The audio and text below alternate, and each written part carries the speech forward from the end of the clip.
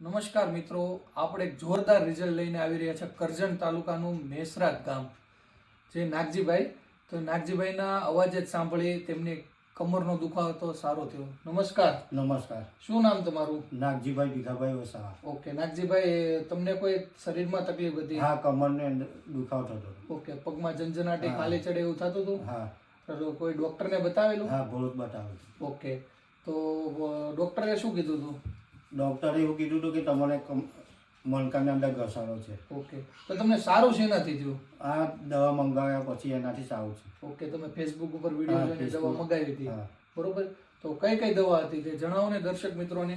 એક આ દવા હતી, બીજી આ, ત્રીજી.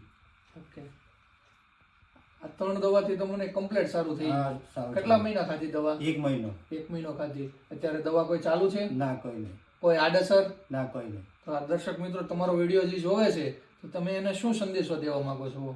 મારું એટલું જ કહેવું છે કે તમારે કોઈ પણ જાતનો દુખાવો થાય, કમરનો છે કે કોઈ નસનો, તો તમે આ દવા મંગાવી શકો છો.